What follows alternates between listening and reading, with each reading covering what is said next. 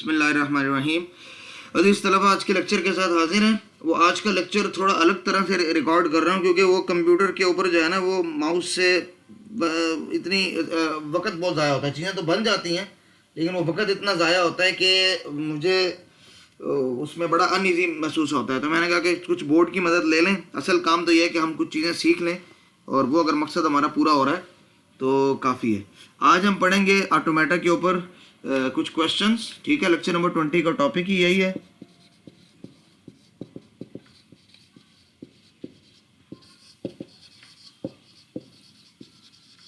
तो आज मुख्तलिफ तरह की एग्जाम्पल्स हैं। स्लाइड्स तो मैंने वैसे भी अपलोड की हुई थी। तो तकरीबन 16 क्वेश्चन होंगे, वो मुख्तलिफ तरह के क्वेश्चन होंगे।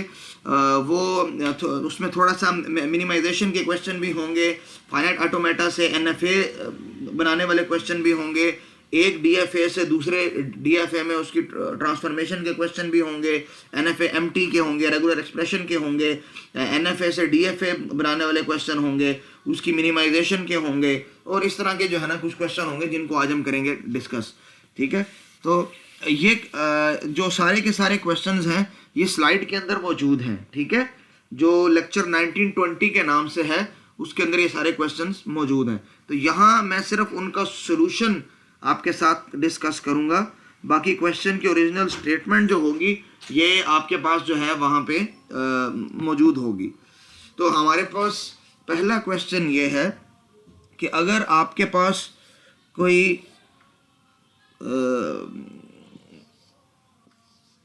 एनएफए है इस फॉर्म में कि ये कंप्लीट नहीं है, इसका मतलब यहाँ भी कुछ है और यहाँ भी कुछ है, these are not complete diagrams.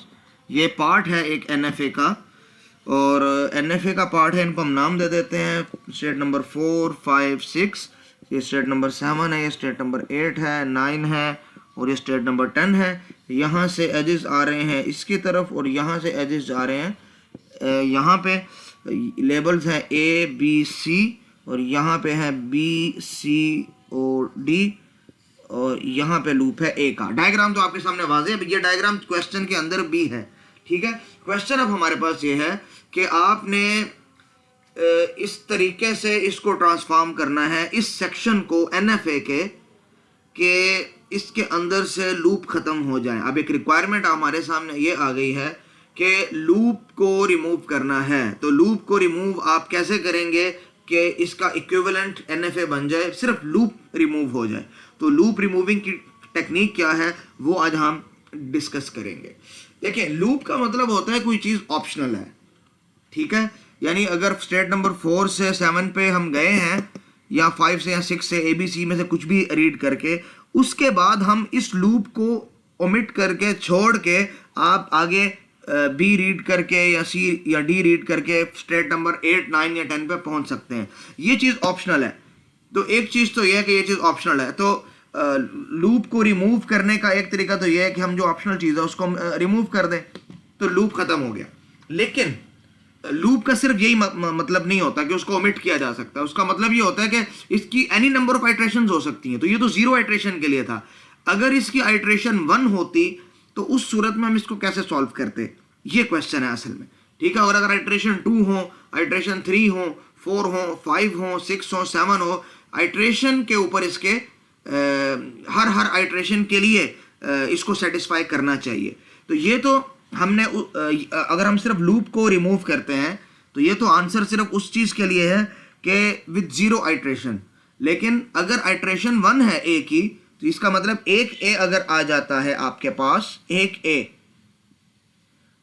तो उस वक्त आप जिस स्टेट पे पहुंचेंगे उस स्टेट से भी आप आगे जा सकें।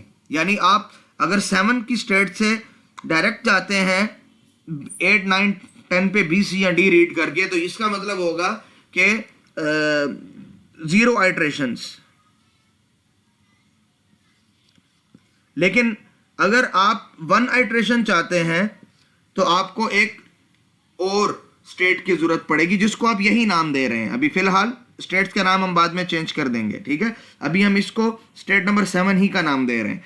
अब यहां से एच जाना चाहिए बाकी तमाम स्टेट्स के ऊपर, जहां पहले हम जा रहे थे वही बी, सी और डी रीड करके, कि अगर आप चाहें तो with zero iteration in state पे जा सकते हैं, जीरो इटरेशन ऑफ ए, अगर आप चाहें तो एक ए रीड करके जा सकते हैं। लेकिन व्हाट अबाउट टू, दो ए रीड करके हम कैसे जाएंगे? तो हम कहते हैं इस स्टेट से हम वापस यहां भी आ सकें।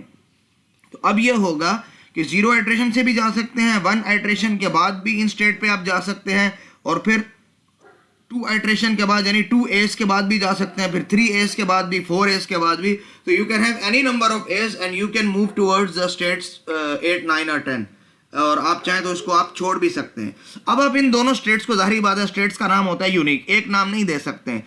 तो यहाँ एक की तादाद अगर इस स्टेट पे अगर हैं तो एक ही तादाद या 0 होगी या 2 होगी या 4 होगी, तो आप कोई भी नाम दे दें। मैंने इसको ई का नाम दे दिया 7E, और इसको मैंने दे दिया 7O का नाम। मैं चाहूँ तो 7-1, 7-2, 7A, 7B, 7-7 कुछ भी नाम दे सकता हूँ, लेकिन मुझे ये अच्छा लग रहा था कि इसको मैं 7E, 7O नाम दूँ, कि 7 के साथ A इवन अगर नंबर्स होंगे तो वो कौन सी स्टेट होगी, और वही स्टेट नंबर 7 को अगर हम ऑड नंबर ऑफ एज के लिए कंसीडर करें तो वो कौन सी स्टेट होगी। ये बाकी आपकी जो है ना, आपको इसमें चॉइस होती है। स्टेट्स के नाम के अंदर कोई हार्ड एंड फास्ट इतने ज़्यादा रूल्स नहीं होते, ये हम लोग पहले भी डिस्कस कर चुके हैं। ठीक है, ये तो उम्मीद है काफ़ी इजी सा क्वेश्चन था, और ये तो कॉमन सेंस भी बंदा इस्तेमाल करे तो इंसान को ये जो क्वेश्चन जो है ये समझ आ जाते हैं। तो ये तो हो गया एक सोल्यूशन। ठीक है, दूसरा क्वेश्चन हमारे पास है कि एफए को एनएफए में कन्वर्ट करना है। आपको एक एफए दिया हुआ है जिसके अंदर 2 स्टेट्स हैं, ये 2 एजेस हैं जिसके ऊपर बी लिखा है, और ये 2 एजेस हैं जिनके ऊपर ए लिखा है। ये एफए है। एफए क्यों है? इसकी पहली स्टेट के 2 आउटगोइंग एजेस हैं, एक ए एक बी। ठीक है, और जो दूसरी स्टेट है उसके भी 2 एजेस हैं, ए और बी। तो चूंकि अल्फाबेट सेट के अंदर सिर्फ 2 ही एलिमेंट्स थे, ए और बी, और एग्जैक्टली 2 आउटगोइंग एजेस हर स्टेट के ऊपर से हैं, तो very obvious it is finite automata. FA or DFA भी इसको हम कहते हैं। ये डीएफए का नाम हम कभी लिखते हैं कभी नहीं लिखते, लेकिन इससे मुराद हमारी डीएफए ही होती है, सिंपली एफए से भी। अब हमने इसको कन्वर्ट करना है एनएफए के अंदर। एनएफए हमने पहले बात की थी कि एनएफए, वैसे तो ये एनएफए भी है, because by definition every FA or DFA is also an NFA, लेकिन हम कुछ स्पेसिफिक चाहेंगे कि ऐसा एनएफए बनाएं जो एफए ना हो। ठीक है, ताकि वो एक प्योर एनएफए हो। तो और एनएफए के बारे में हमने एक और बात आपको बताई थी, उसकी विजुअलाइजेशन बहुत अच्छी होती है, उसको देख के लैंग्वेज का पता बड़ी आसानी से चल जाता है। अब यहाँ इस लैंग्वेज को देख के पहले तो आप खुद घूमेंगे यार ये हो क्या रहा है यहाँ पे, फिर आप देखेंगे कि अच्छा ठीक है ये फाइनल स्टेट है। फाइनल स्टेट तक जब आप पहुंचते हैं तो आपको इनकमिंग एज बी है, दूसरा इनकमिंग एज भी बी है, इसका मतलब स्ट्रिंग एंड्स इन बी। उससे पहले any number of edge B's, A B B B A B तो हो सकते हैं। तो इसका मतलब कि आप फर्स्ट स्टेट से फाइनल स्टेट तक तो पहुंच सकते हैं रीड करके बी। उससे पहले आप ए रीड करें या बी रीड करें कोई फर्क नहीं पड़ता। तो देखें एनएफए को बनाना कितना आसान होता है। एनएफए लैंग्वेज की एक अच्छी, ये एनएफए है, इसका इक्विवेलेंट एनएफए लैंग्वेज की एक बहुत अच्छी रिप्रेजेंटेशन दे दे। तो अंडरस्टैंडिंग पॉइंट ऑफ व्यू से ये एक ही पावर में, सॉरी इसकी पावर ज्यादा है। हाँ, लैंग्वेज इसको रिकॉग्नाइज करने के हिसाब से ये भी रेगुलर लैंग्वेज को रिकॉग्नाइज करता है और ये भी रेगुलर लैंग्वेज को रिकॉग्नाइज करता है। इनमें से कोई भी रेगुलर लैंग्वेज से जो इसके सेट से जो बड़ी लैंग्वेजेस है, जैसे इररेगुलर लैंग्वेजेस हैं, उनको रिकॉग्नाइज नहीं करता है। तो पावर के एतबार से उस लिहाज से देखें तो सेम है। ठीक है, तो अगर कभी किसी बुक में या मेरी स्टेटमेंट के अंदर लगे कि मैं एक दफ़ा कह रहा हूँ कि पावर दोनों की एक है, जैसे क्लीन थ्योरम के अंदर भी होता है जी, R E is equal to transition graph is equal to F A is equal to N F A, तो इनकी पावर सेम है। और फिर बाद में मैं ये कह रहा हूँ कि नहीं जी ट्रांजिशन ग्राफ तो ज़्यादा पावरफुल है क्योंकि ये एफ ए की लिमिटेशंस को कवर कर लेता है। तो इससे मुराद उसकी अंडरस्टैंडिंग पॉइंट ऑफ व्यू से उसकी होती है, पावर होती है। एक्चुअली ये सारे पावर में इक्वल ही होते हैं। ठीक है, तो ये कॉन्ट्रडिक्शन नहीं है क्योंकि दोनों का कॉन्टेक्स्ट अलग अलग होता है। ठीक है, बड़ा सिंपल सा क्वेश्चन था ये। अब हम आते हैं अपने अगले क्वेश्चन की तरफ। अगला क्वेश्चन भी है एफए से, एफए को हमने कन्वर्ट करना है NFA के अंदर। तो चूँकि क्वेश्चन की नोयत सेम है इसलिए हम इसमें ज़्यादा अल्ट्रेशन नहीं करते, DFA FA जैसे लिखा है वैसे ही लिखने देता हूँ। डायग्राम में ड्रा कर देता हूँ आपको, या आपके पास बल्कि आपको पता है ऊपर FA है तो लिखने की क्या ज़रूरत है, क्वेश्चन तो वैसे भी मौजूद है आप लोगों के पास। हमारे पास जगह चूँकि यहाँ पे लिमिटेड है तो इसी वजह से हम इतना ज़्यादा कुछ चीज़ों भी हमें कंप्रोमाइज़ करना पड़ेगा। अच्छा देखें, ये एक स्टार्ट स्टेट है आपके पास जिसके दो आउटगोइंग एजेस हैं, एक A है और एक लूप है B का, सही है जी। और इस स्टेट नंबर 1 के भी दो आउटगोइंग एजेस हैं, एक A है और एक आपके पास है B। और ये आपके पास फाइनल स्टेट है जिसके दो आउटगोइंग एजेस हैं, दोनों एक ही एज के ऊपर हमने उनको लेबल कर दिया A, B की फॉर्म में। अब ये किस लैंग्वेज को रिकॉग्नाइज करता है? तो अच्छा, मैं ये बात बार बार करता हूँ और इसका मकसद सिर्फ स्टूडेंट की मेंटल लेवल को थोड़ा सा चैलेंज करना होता है ताकि उसको थोड़ा सा फ़ायदा हो जाए और वो खुद से किसी काम करने के काबिल हो जाए। अगर कोई टीचर खुद से सारे काम करके स्टूडेंट को दे रहा है और स्टूडेंट बड़ा खुश हो रहा है, तो मेरे ख्याल में ये स्टूडेंट के साथ ज़्यादती होगी।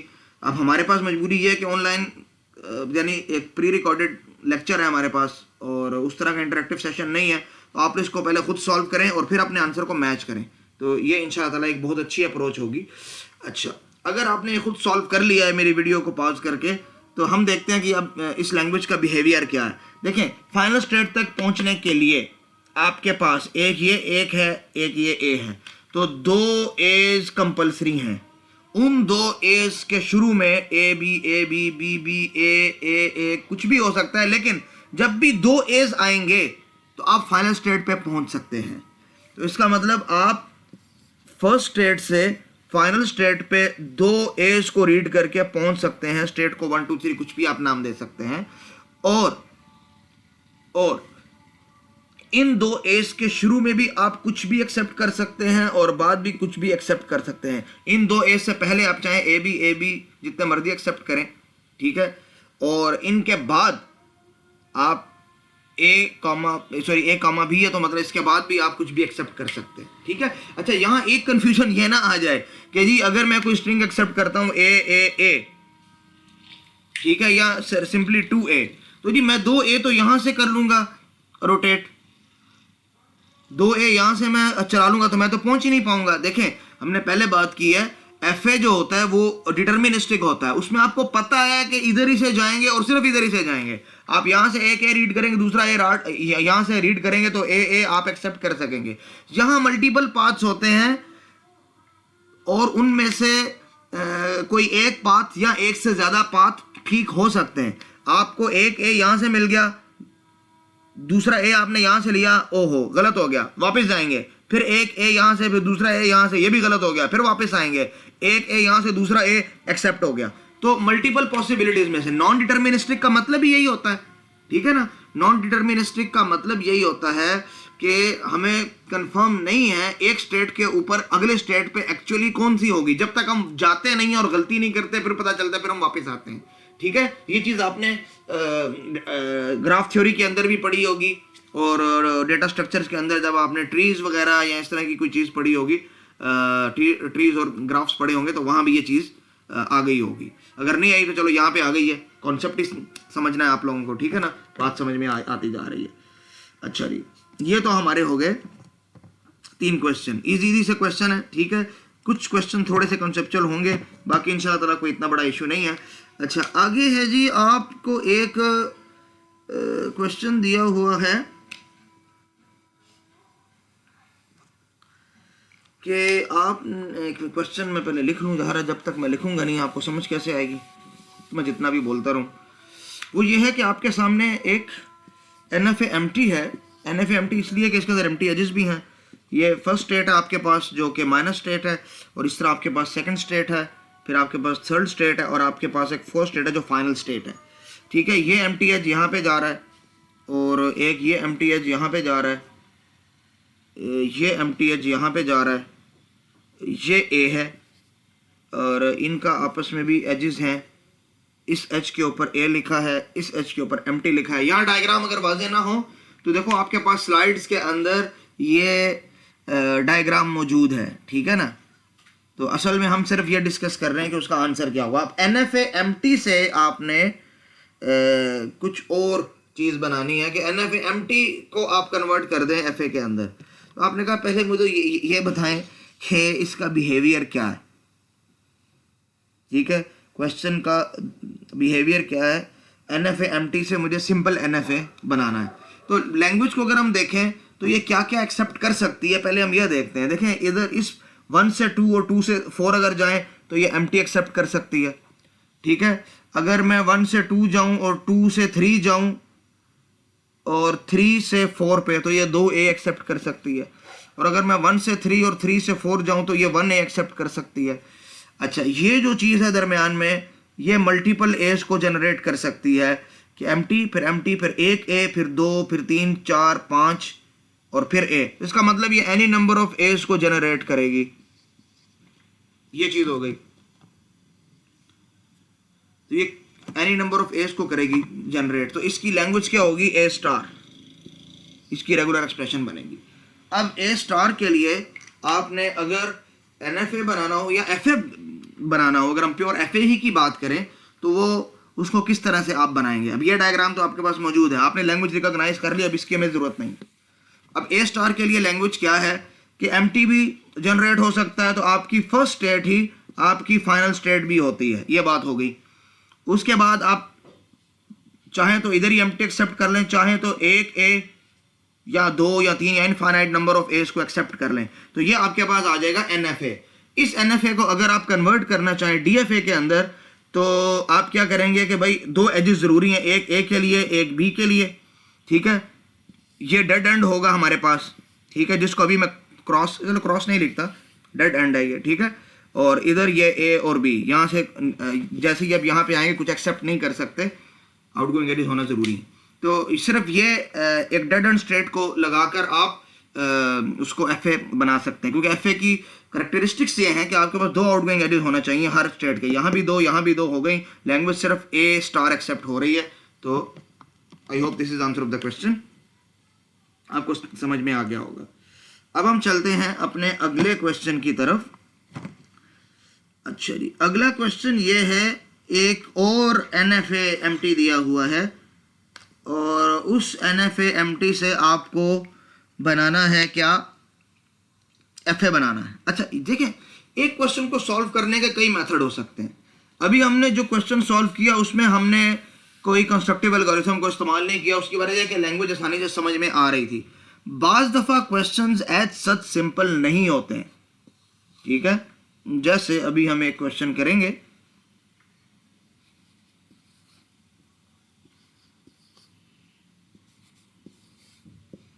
ठीक है, ये तो यहाँ से एक एज यहाँ पे है, ठीक है, एक एज यहाँ पे है, एक एज यहाँ पे है। यहाँ तक तो चीज़ बहुत सिंपल है, लेकिन एक एज यहाँ पे आ रहा है और एक एम्प्टी एज है यहाँ पे ऊपर, और यहाँ A का लूप है।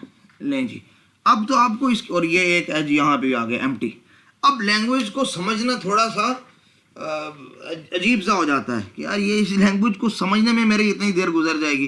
तो अब कहते हैं यार लैंग्वेज को समझने से बजाय हम इसका आंसर निकाल देते हैं कि हम इसका इक्विवेलेंट ऑटोमेटा किस तरह बना सकते हैं। अच्छा, हमारे पास चूँकि यहाँ पे जगह कम है, बोर्ड भी बड़ा जो है ना शॉर्ट सा है, तो ये डायग्राम तो आपके पास होगी। ठीक है, इस डायग्राम को देखते हुए आप जो है इसको मैं रिमूव कर रहा हूँ, मिटा रहा हूँ। ठीक है, और इसका सिर्फ आंसर मैं आपके साथ कर रहा हूँ डिस्कस। आपको चीज़ें समझ में आ जाएंगी कि आप कहाँ से कहाँ पहुँच सकते हैं। इसकी डायग्राम जहाँ भी आपके पास है स्नैपशॉट लेके रख लें और उसको देखें कि उसका बिहेवियर क्या है। देखिए स्टेट मैं इसको कंस्ट्रक्टिव एल्गोरिथम से सॉल्व करूँगा। स्टेट नंबर 1 को मैं अपनी स्टार्टिंग स्टेट करार दूंगा। अब जब मैं डायग्राम को देखा मैंने, तो देखा स्टेट नंबर 1 से A को रीड करके मैं कहाँ कहाँ पहुँच सकता हूँ। तो A को रीड करके स्टेट नंबर 1 की मैं पहुँच सकता हूँ, A को रीड करके एज गया मेरे पास 2, तो मैं 2 पे पहुँच सकता हूँ। और उसके बाद एम्प्टी एज है लेकिन वो भी 2 पे ही आ रहा है, इसको इंक्लूड नहीं कर सकता। ठीक है, स्टेट नंबर 1 से ही एक एम्प्टी एज जा रहा था 3 पर, तो वहाँ एक A का लूप था, तो मैं स्टेट नंबर 3 पे भी पहुँच सकता हूँ। और 3 से ही 4 के लिए भी एक एज था, तो मैं स्टेट नंबर 4 पर भी पहुंच सकता हूं। तो इनके अलावा मेरे पास और की पॉसिबिलिटी नहीं है। ठीक है, तो अगर आप डायग्राम को गौर से देखेंगे तो अब मसला ये है कि जगह शॉर्ट है। अब मुझे समझ नहीं आ रही कि मैं वो डायग्राम भी एक ही जगह पे रख के और ये उसका सोल्यूशन भी एक ही जगह पे कैसे बताऊं। तो मैं ये एक्सपेक्ट कर रहा हूं कि या तो वो डायग्राम आप लोगों ने 1 मिनट के लिए ड्रॉ कर लिया अपने पास और उसका बिहेवियर देख रहे हैं और सोल्यूशन उसका यहाँ से आप लोग देख रहे हैं, या यहाँ आपके पास उसका स्नैपशॉट है जिसको आप देख रहे हैं। तो अगर आप उसको देखेंगे तो स्टेट नंबर 1 से आपके पास 2 आउटगोइंग एजेस हैं, एक ए एक एम्प्टी। ए जा रहा है 2 के ऊपर और एम्प्टी जा रहा है 3 के ऊपर। तो ए को रीड करके स्टेट नंबर 1 से आप देखें आप स्टेट नंबर 2 पे पहुंच सकते हैं। तो हमने स्टेट नंबर 2 को यहाँ पे मेंशन कर दिया। ठीक है, और स्टेट नंबर 2 पे एक एम्प्टी एज भी है। तो एम्प्टी एज के बाद भी आप रीड करने के बाद अगर एम्प्टी एज को रीड करते हैं तो वो स्टेट भी इंक्लूड करते हैं, लेकिन वो लूप है तो वो 2 के ऊपर ही जाएगा। अच्छा, दूसरा जो एज था, जो 1 से आउटगोइंग एज था ओरिजिनल डायग्राम के अंदर, वो एम्प्टी एज था। तो एम्प्टी एज के जरिए आप गए स्टेट नंबर 3 पे, और स्टेट नंबर 3 से ए लेके आप जहां जहां जा सकते हैं वो भी आप यहां इंक्लूड कर सकते हैं। तो स्टेट नंबर 3 के आउटगोइंग एजेस 2 थे और दोनों के ऊपर ए था। एक ए लूप होके दोबारा 3 पे ही आ रहा था और ए के 4 की तरफ जा रहा था। तो हमारे पास टोटल 3 स्टेट हो गई हमारी नई स्टेट के अंदर, जिसको हमने स्टेट नंबर ए का नाम दे दिया। अच्छा, अब ये एक थोड़ा सा नया तरह का क्वेश्चन आया है कि ओरिजिनल डायग्राम में बी के लिए कोई आउटगोइंग एज ही नहीं है स्टेट नंबर 1 से। अब क्या करेंगे भाई? तो भाई अब करेंगे हम ये कि स्टेट नंबर 1 से आउटगोइंग एज बी के लिए है ही नहीं। इसका मतलब अगर आप बी पे जाते तो वो आपकी डेड एंड होती। आप बी को एक्सेप्ट ही नहीं कर सकते थे। इसीलिए तो एनएफए के अंदर, क्योंकि एनएफए के अंदर एक्स्ट्रा एजेस नहीं होते, ना ही ट्रांजिशन ग्राफ के अंदर होते हैं, ना ही एनएफए एमटी के अंदर होना मतलब उनका कंपलसरी नहीं है। हो सकते हैं, कंपलसरी नहीं है डेड एंड स्टेट का, तो इसलिए वो इंक्लूड भी नहीं होती है। तो अगर किसी का एज नहीं होता है तो इसका मतलब कि वो एक्सेप्ट नहीं हो सकता। तो एफए के अंदर तो हमें उसका एज बनाना पड़ता है कि जी बी का कुछ ना कोई एज तो होगा और वो किसी ना किसी स्टेट के ऊपर तो जाएगा। तो हम कहते हैं वो कौन सी स्टेट होगी जिसके ऊपर वो जाएगा? तो हम कहते हैं कि of course that will be an a dead end, जिसको हम यहाँ पे भी एम्प्टी का नाम दे रहा हूँ। उसकी वजह यह है कि उसकी डेफिनेशन के अंदर कोई स्टेट नहीं है हमारी डायग्राम के अंदर, तो मैं इसलिए उसको एम्प्टी का नाम दे रहा हूँ। और चूंकि वो डेड एंड स्टेट है इसलिए मैं आंखें बंद करके उसको ए और बी का लूप भी मेंशन कर रहा हूँ। ठीक है, तो ये एक नई चीज है जो पिछले क्वेश्चन के अंदर नहीं थी। दोबारा से देखिए कि देखें आपके पास जो स्टेट्स होती हैं उनका कॉम्बिनेशन, उनकी डेफिनेशन आपने लिखनी होती है, लेकिन जिस स्टेट की डेफिनेशन ही नहीं है तो उसको जाहिर बात आप एम्प्टी लिखेंगे और वो लाजमन लामहला तौर पे आपकी डेड एंड स्टेट होगी। इसलिए तो उसका एज इंक्लूड नहीं था ओरिजिनल डायग्राम के अंदर। तो और जो आपकी डेड एंड स्टेट होती है वहां से ए बी, हमेशा ए बी का लूप ही उसी स्टेट के ऊपर जा रहा होता है। अब हम आते हैं आगे, इस स्टेट की बारी तो हो गई, इस स्टेट की तरफ जाते हैं। 2 3 4 4 आपकी प्लस स्टेट है तो ये आपकी प्लस स्टेट ही रहेगी, क्योंकि ओरिजिनल डायग्राम में 4 आपकी प्लस स्टेट थी, उसको आप अल्टर नहीं करेंगे। तो स्टेट नंबर 2 से 3 से और 4 से अगर आप ए रीड करें तो कहां कहां जा सकते हैं? ओरिजिनल डायग्राम को गौर से देखिएगा। ओरिजिनल डायग्राम में स्टेट नंबर 2 से 2 एज जा रहे हैं, एक एम्प्टी है और एक का लेबल है बी। ठीक है, हमने 2 3 और 4 को चेक करना है, तो पहले मैं चेक कर रहा हूं 2 को। तो 2 से 2 आउटगोइंग एज हैं, एक एम्प्टी है और एक है बी। तो बी वाले को तो मैं कंसिडर नहीं करूंगा। उसकी वजह यह है कि हम अभी ए के एच को देखना चाह रहे हैं कि ए को रीड करके हम कहां जाएंगे, उसकी डेफिनेशन में क्या होगा। ठीक है, तो हम क्या कह रहे हैं कि एम्प्टी एच को देखेंगे तो 2 का एम्प्टी एच दोबारा 2 पे ही आ रहा है, तो वो ए रीड कर ही नहीं सकता कभी। तो इसका मतलब 2 से तो कभी ए रीड हो नहीं सकता। 3 से और 4 से देख लेते हैं। 3 से जब हमने देखा तो 3 के 2 आउटगोइंग एज थे, दोनों के ऊपर ए था। एक ए रीड करके जा रहा है 3 के ऊपर और एक दूसरा ए रीड करके जा रहा है 4 के ऊपर। तो इसका मतलब ये 2 एजेस हम इंक्लूड कर देंगे, स्टेट्स इंक्लूड करेंगे 3 और 4, और कहीं नहीं जा रहा। ठीक है, रह गई स्टेट नंबर 4। तो स्टेट नंबर 4 के 2 आउटगोइंग एजेस हैं, दोनों पे बी है, ए है ही नहीं, तो मजीद की गुंजाइश ही नहीं है यहाँ पे। और चूंकि 4 एक प्लस स्टेट है तो हमने यहाँ भी उसको प्लस स्टेट लिख दिया। ये हो गई इसकी डेफिनेशन। अब हम आ जाते हैं इसी की डेफिनेशन, अगर हम बी रीड करेंगे तो हम कहाँ पे जा सकते हैं? हम बी के लिए देखते हैं। स्टेट नंबर 2 से अगर आप बी रीड करें तो आप कहाँ पे जा सकते हैं? ओरिजिनल डायग्राम को अगर हम देखें तो बी रीड करके कहीं तो जाएगा, वो कहाँ जाएगा वो हम इसको देख लेते हैं। ओरिजिनल डायग्राम के अंदर स्टेट नंबर 2 से अगर हम बी रीड करेंगे तो बी रीड करके हम स्टेट नंबर 3 पे पहुंच सकते हैं।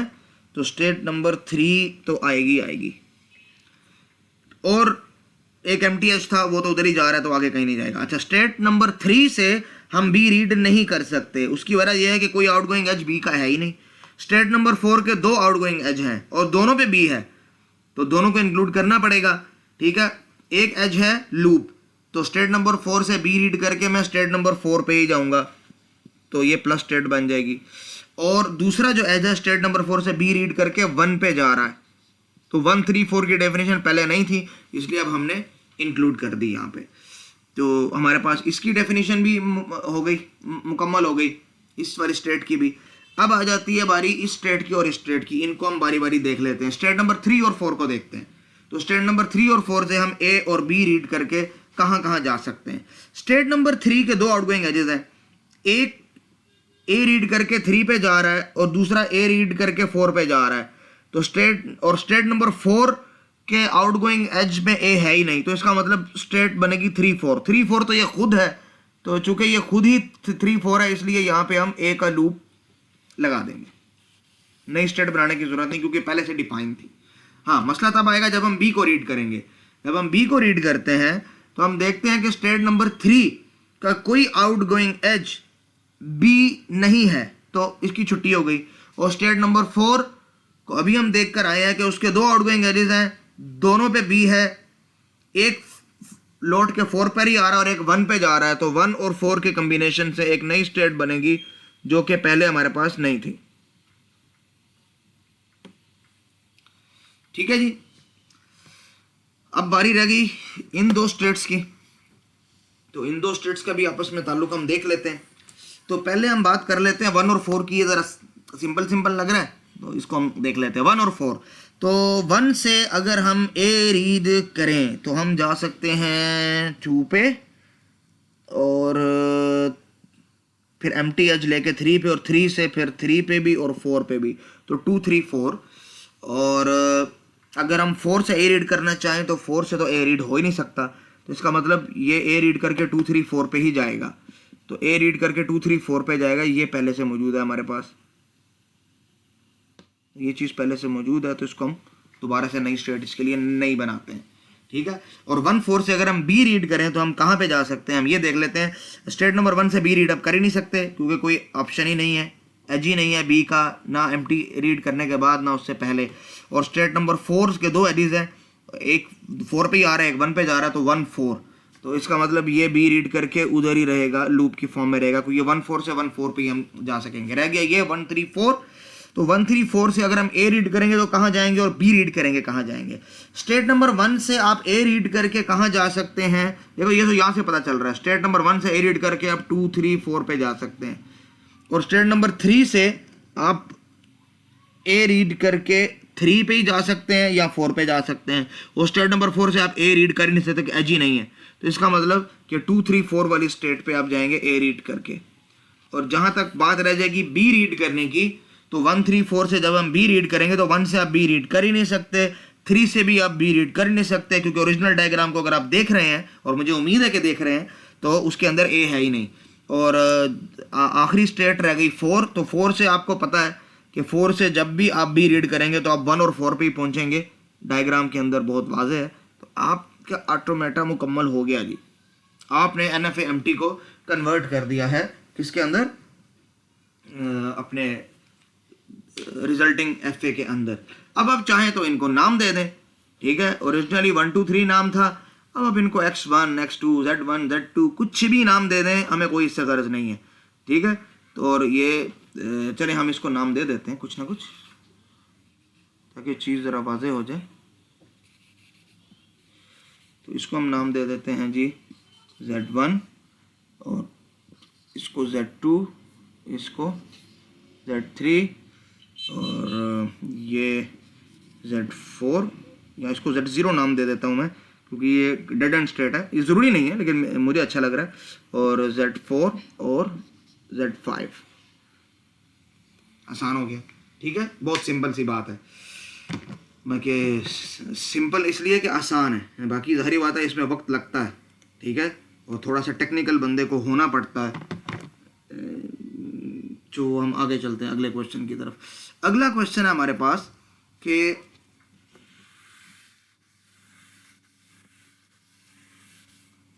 जी अगला हमारे पास क्वेश्चन ये है कि अगर आपके पास इस तरह की कोई डायग्राम है, ये, और यहाँ पे लिखा हुआ है बी और यहाँ पे लिखा हुआ है ए बी, तो पहले तो आप ये बताएं कि ये एन एफ ए है कि डी एफ ए है। ऑफ कोर्स ये एन एफ ए है, क्योंकि ए बी के लिए आउटगोइंग एज ये भी है और ये भी है, तो सेम, और इसका कोई आउटगोइंग एज ही नहीं है, और इसके आउटगोइंग एज 3 है, तो एफ ए की तो डेफिनेशन ही पूरी नहीं हो रही यहाँ पे, ठीक है, तो ये है तो एन एफ ए। अब हम ये देखते हैं कि इसको हम इसके इक्विवेलेंट डी एफ ए के अंदर कैसे कन्वर्ट करेंगे, उसकी रेगुलर एक्सप्रेशन क्या होगी। अच्छा, ये 2-3 क्वेश्चन ऐसे आ रहे हैं, क्वेश्चन नंबर 6, 7, 8, 9, जिसके अंदर रेगुलर एक्सप्रेशन मांगी गई है, तो भाई रेगुलर एक्सप्रेशन मैं आप लोगों के लिए नहीं बनाऊंगा, खुद से बनाओ, मसला हो तो मुझसे पूछ लो, सिर्फ इस एक क्वेश्चन की बना के दे रहा हूँ कि शुरू में लूप है तो ए प्लस बी का स्टार हो जाएगा क्योंकि लूप है, और आखिर में बी है तो all the strings that end with B, तो डायग्राम बहुत सिंपल सी है, ठीक है। तो रेगुलर एक्सप्रेशन मैं अब नहीं बना के दिया करूंगा, हमारा काम यह है कि एन एफ ए से डी एफ ए में कन्वर्ट करना। देखिए अगर चीज़ बहुत सिंपल हो तो आप उसको सॉल्व खुद ही देख के कर सकते हैं, और अगर चीज़ सिंपल ना हो तो आप उसको कंस्ट्रक्टिव एल्गोरिथम अप्लाई कर सकते हैं।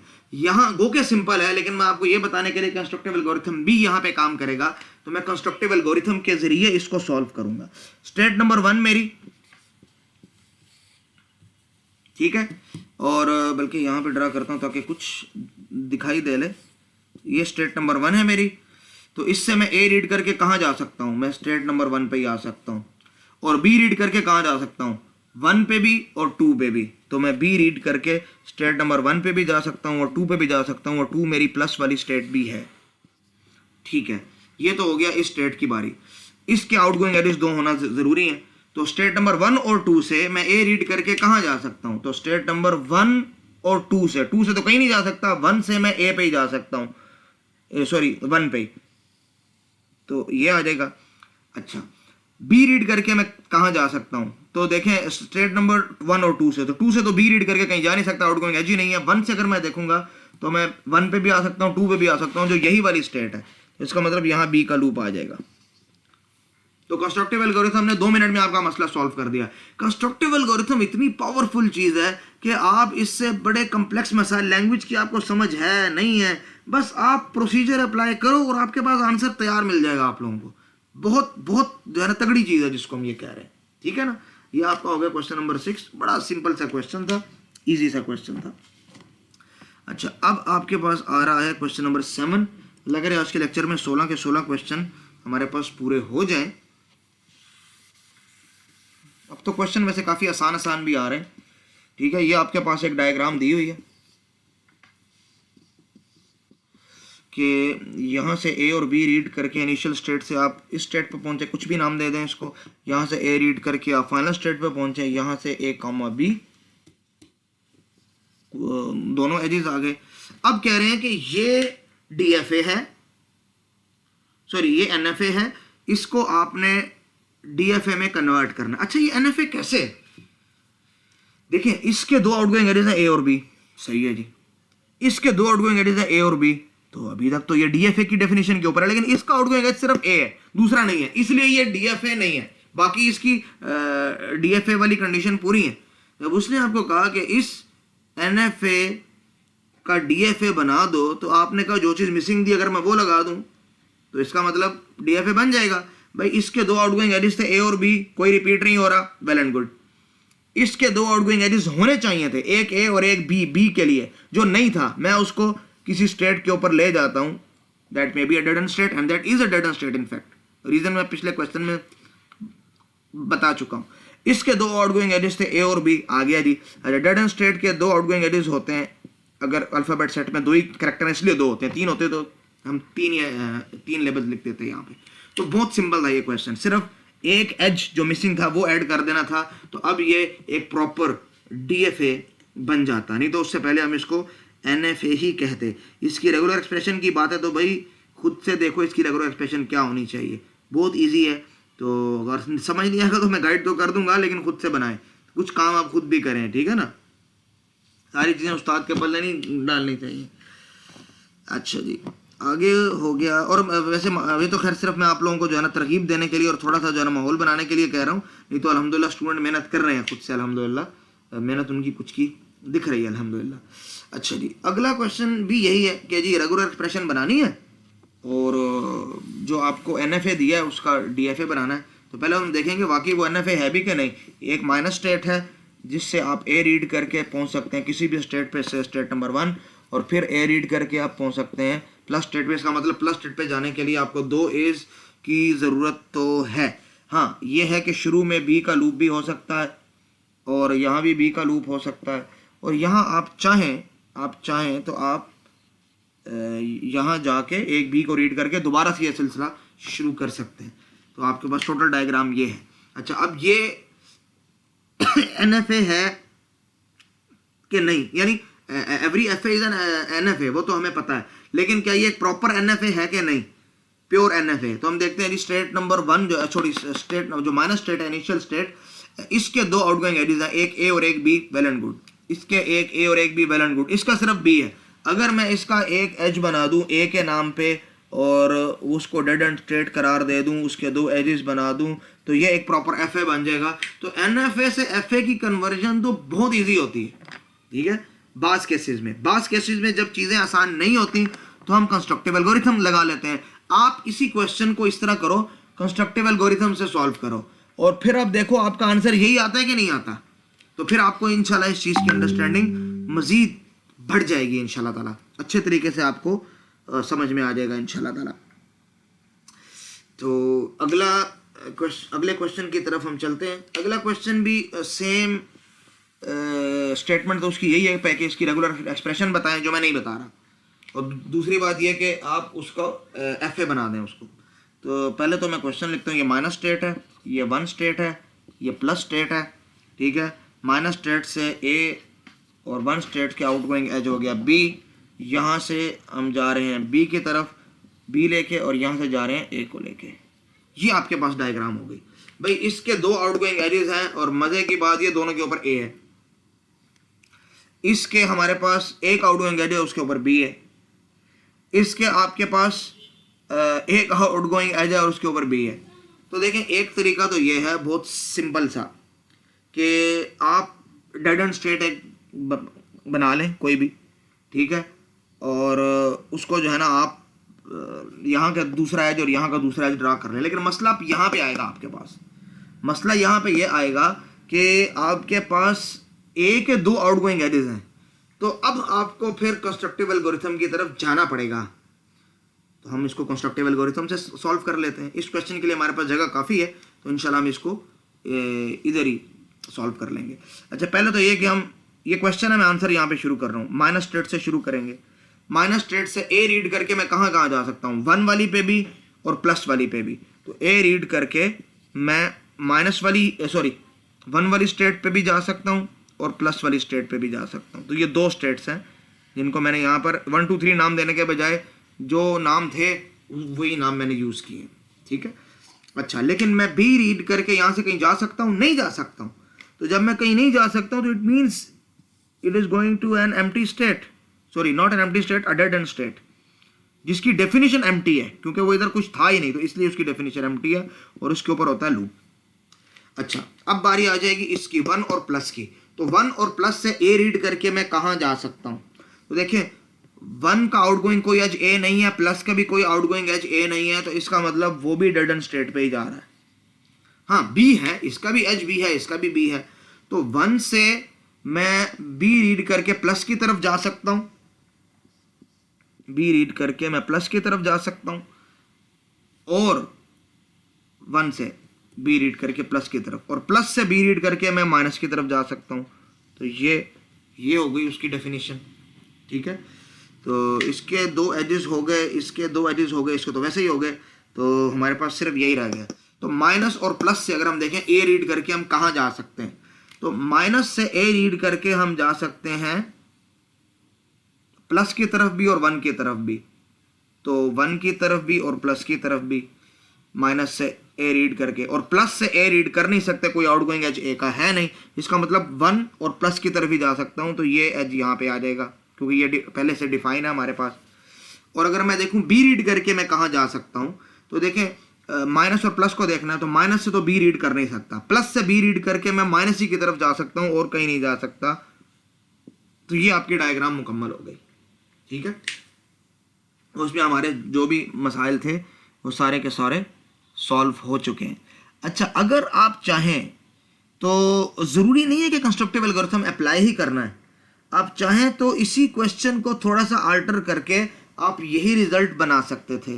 वो रिजल्ट क्या हो सकता था, देखें आप अगर ये जो दो मल्टीपल एजेस हैं उनको हैंडल कर लें कि देखें ये एक ए भी एक्सेप्ट हो सकता है और ए के बाद बी भी एक्सेप्ट हो सकता है, तो चूंकि एक ए भी एक्सेप्ट हो सकता है तो इस स्टेट को अगर मैं प्लस स्टेट बना दूं तो इस एज की जरूरत ही नहीं रहेगी हमारे पास, क्योंकि वो एज तो इसीलिए था कि एक ए भी एक्सेप्ट हो सकता है, तो मैं ए को यहीं पे एक्सेप्ट करा रहा हूं और उस एक ए के बाद बी भी हो सकता है। तो अब देखें इसकी उस तरीके से जो नॉन डिटर्मिनिज्म है वो खत्म हो गई है।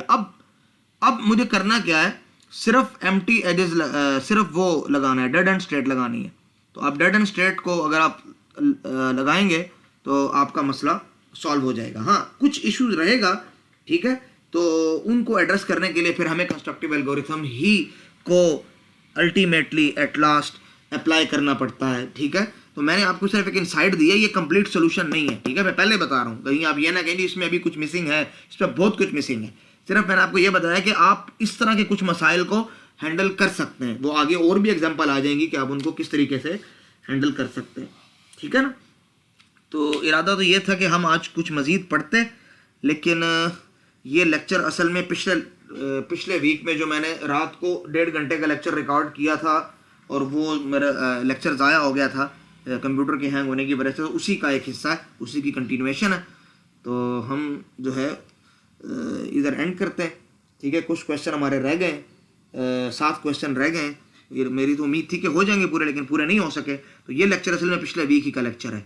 इस वीक के जो 3 लेक्चर्स होंगे इंशाल्लाह ताला वो अपलोड कल परसों तक इंशाल्लाह ताला एक लेक्चर आ जाएगा इंशाल्लाह ताला। उसमें जो क्वेश्चन रह गए वो भी इंक्लूड हो जाएंगे और एक जूम का सेशन भी इंशाल्लाह ताला हम इस वीक में करेंगे, क्योंकि वो जूम का सेशन हमारे लिए कंपलसरी है। उसमें हम आपके असाइनमेंट के सोल्यूशन को डिस्कस कर सकते हैं, तो उम्मीद है कि उससे काफ़ी लोगों को फ़ायदा हो जाएगा इंशाल्लाह ताला, ठीक है। तो बच्चों अपना ख्याल रखें, इंशाल्लाह ताला अगले लेक्चर में जल्द मिलते हैं इंशाल्लाह ताला। अस्सलाम वालेकुम।